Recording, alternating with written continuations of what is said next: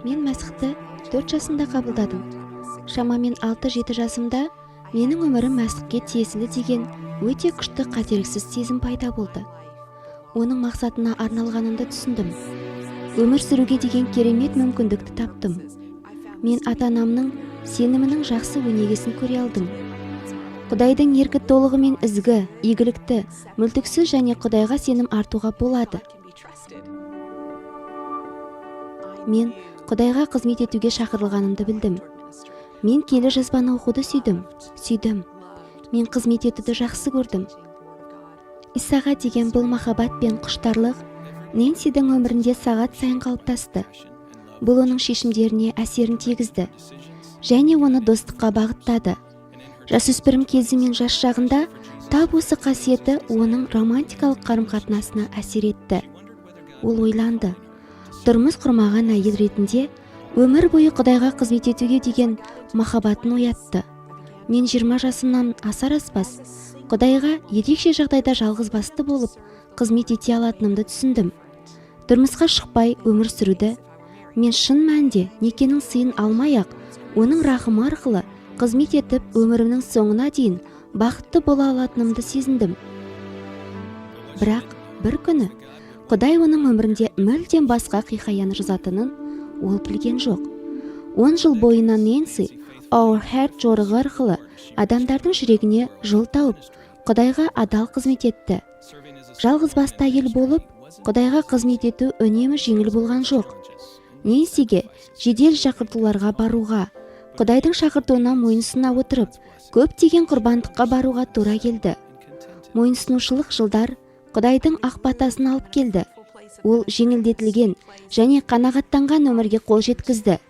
Мен қызметте тұрақты әрі керемет болдым. Ешқашан тәнде де, рухта да, эмоционалды да тап қазіргідей рухани сау болған емеспін.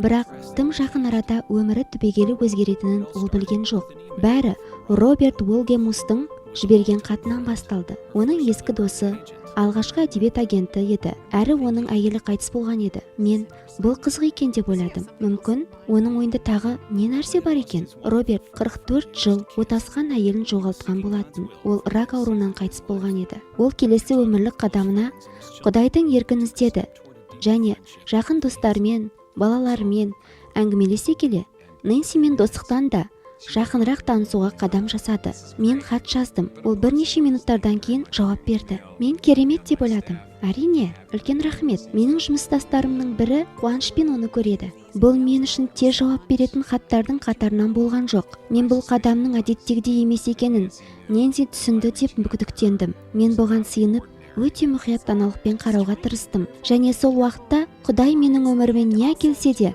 қабылдауға шештім. Содан бір аптадан кейінгі поштадағы хат жазысудан соң Роберт Нэнсиден жеке кездесіп әңгімелесуге келісімін сұрады. Мен бұл адамның Құдайдың адамы екенін білдім. Мен оның мінезін, Құдайдың қызметіне арналғанын, оның дәрежесін көрдім. Оның сөйлесуге ұсыныс жасағанына жоқ деп айту дұрыс болмайтынын сездім.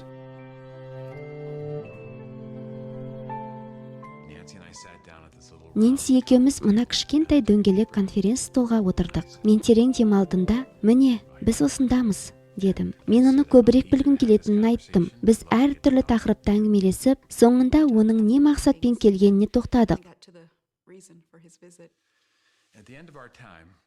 Соңында мен ары қарай да менімен хат жазысып тұруға және Құдай бізді қайда апаратынын көргің келе ме деп сұрадым. Мен былай дедім. Біріншіден, мен сені өте қатты сыйлаймын. Мен ешқашан сен туралы еш жаман нәрсе естіген жоқпын. Сонымен қатар, екеуміздің де ортақ танитын адамдарымыз бар. Бір ортаның адамдарымен араласамыз. Себебі бас-басымен шұғылданудамыз. Мен сенің бір нәрсені білгеніңді қалаймын, дедім. Мен әлі күнге дейін Құдайдың қалауымен жалғызбасты әйел ретінде қызмет етуге таңдалғаныма кәміл сенімдімін. Тіпті тұрмыс құруды ойлаған кезімде де бұл өзгеруі керек. Мен Құдайдың менің өмірімнің бағытын өзгертіп жатқанын түсінуім керек. Мен айтқан тағы бір нәрсе, Құдай осыған дейін ешқашан менің жүрегімде ер адамға деген ғашықтық сезімін оятқан емес. Осыған дейін жүрегімде ештеңе болмаған. Енді соны толтыруыңа тура келетінін айттым. Осыны айта тұра мен Құдайдан сен қалаған нәрсе осы ма деп сұрамай тұрып,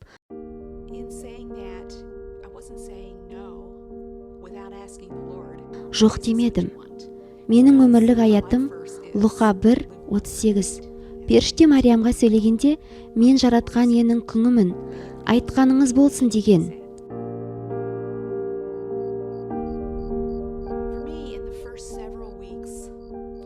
Осы кездесуден кейінгі бірнеше аптадан соң, мен үшін ең маңызды сұрақ, мен Құдайдың сөзінен түсінуім керек. Мен тіпті осы сұрақ туралы ойлауға еркіндікке иемін ба? Егер мен білмеймін, тап осы жағдайда жалғыз бақытты бола аламын ба? Келі жазбада осы жайында ойландыратын үзінді бар ма? Мен Джон Пайпердің осы мәселені көптеген жылдар неке және некесіз теологиясын және Құдайдың патшалығы үшін некесіз болуды зерттегенін білемін. Мен оның көмекшісіне хат жазып, осы материалды алудың мүмкіндігі бар ма деп сұрадым. Мен бірнеше сағаттан кейін сұрағыма жауап алдым. Көлемі кішкентай хаттың ішінде былай делінген: әрине, мен саған не істеу керектігін айтпаймын, бірақ менің сөздерімді сыйынып оқы, және Құдайдан сенімен сөйлесуін сұра. Бірнеше апта ішінде мен ойланып жүріп түсіндім. Шын мәнінде бұл сұрақты қарауға еркіндік бар. Егер Құдай маған жаңа дарын ұсынса, мен ескісіне жабысып қалмауым керек. Бұл мен үшін көп нәрсені білдірді. Мен мұны білуім керек. Мен Джон Пайперге жазған хаттарымда риторикалық сұрақтар қойдым. Құдайдың неке арқылы мені мүмкін емес салада жалғыз қалып жандандыруды қалайтын ықтималдылығы бар ма? Ол бұл сұраққа жауап береді деп ойламадым, бірақ ол жауап берді. Ол неке жандандырады, некесіз жандандырады деді. Айтшы, қайсысы көбірек жандандырады деп сұрады.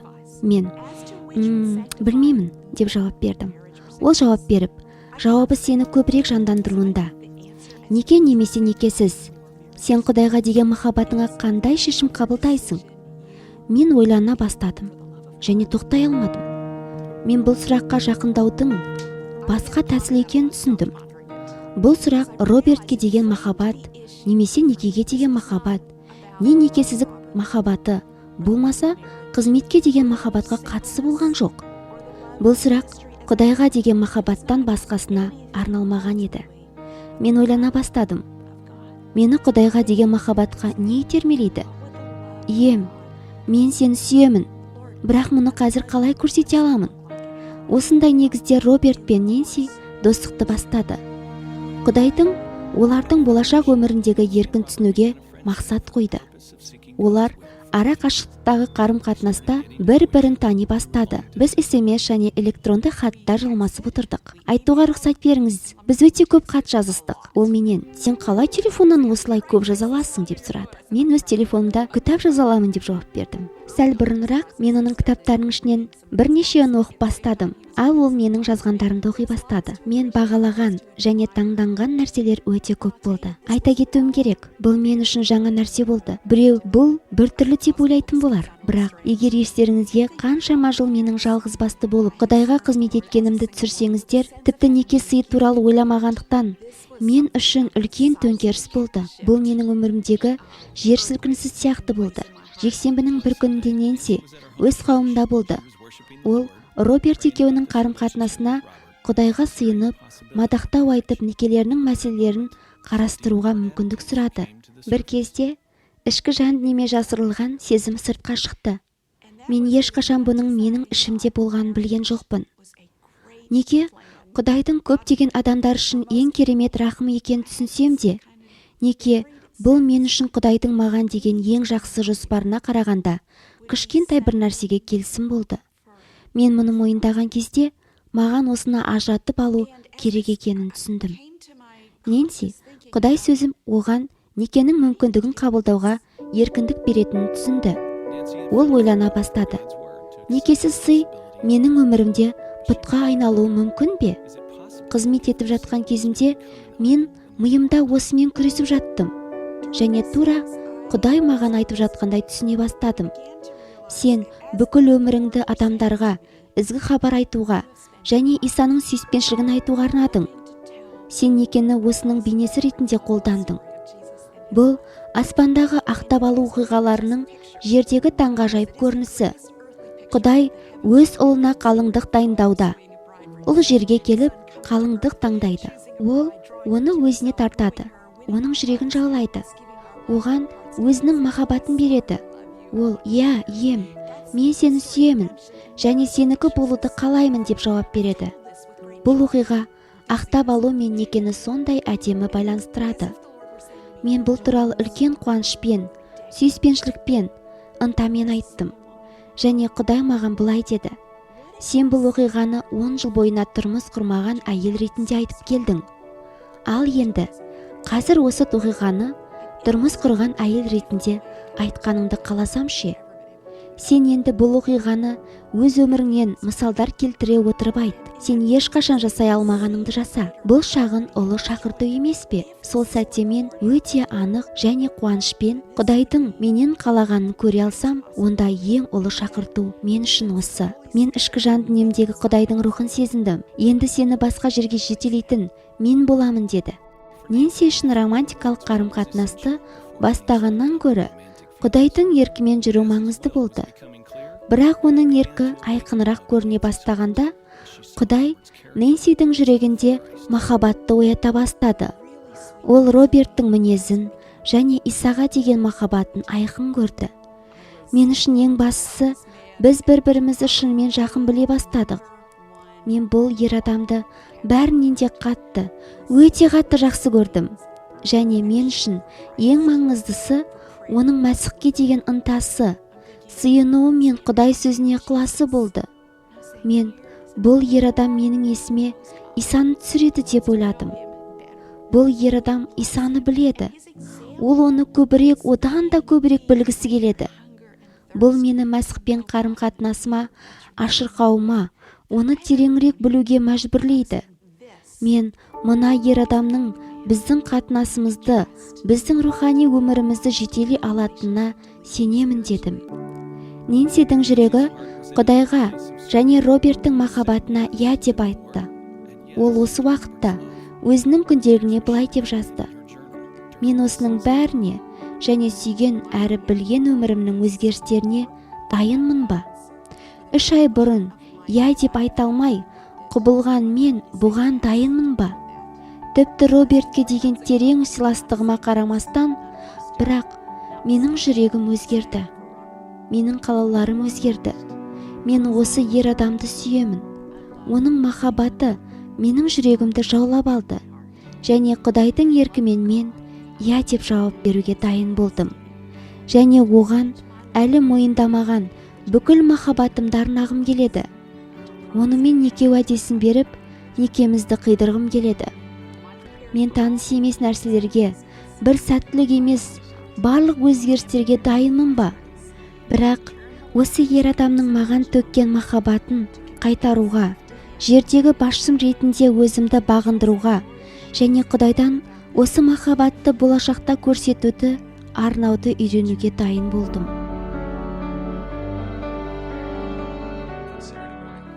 Таңертең, сенбі, 2 мамыр күні, мен бір аяғымен диванда отырған оның алдында тізерлеп тұрып, ұзын 2 бетті хатты оқыдым.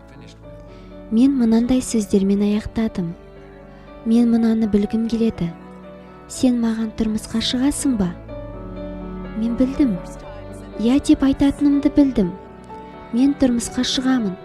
Және мен алғашқы рет ол естігісі келген, мен айтқым келген, «Мен сені барлық жүрегіммен сүйемін» деген сөзді айттым.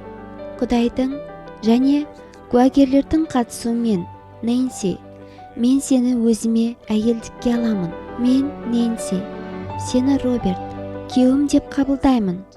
Мен қуанышпен, алғыспен сені Құдайдың сыйы ретінде қабылдаймын. Мен сені Мәсіх қауымды сүйгендей сүюге, құрметтеп, қадірлегенде қадірлеуге уәде беремін. Мен сені сыйлауға, жердегі басшым ретінде саған мойынсұнып, қауым Мәсіхке мойынсұнғандай мойынсұнуға уәде беремін. Мен өзімді Мәсіх біз үшін өз өмірін бергендей саған беруге уәде беремін. Сенің көмекшің ретінде мен сені сүйіп, жігерлендіріп, сенің жағыңда болып қолдап, Құдайға қызмет ететін боламын. Мен сені сөздермен тазартуға уәде беремін. Сен Құдай алдында бүлінбеген келі болуың үшін шын жүрегіммен және Құдайдың батасымен, келі рухтың күшімен саған уәде беремін. Нәзіктігімді, адалдығымды, достығымды, махаббатымды, арналғандығымды өмірімнің соңына дейін саған арнауға.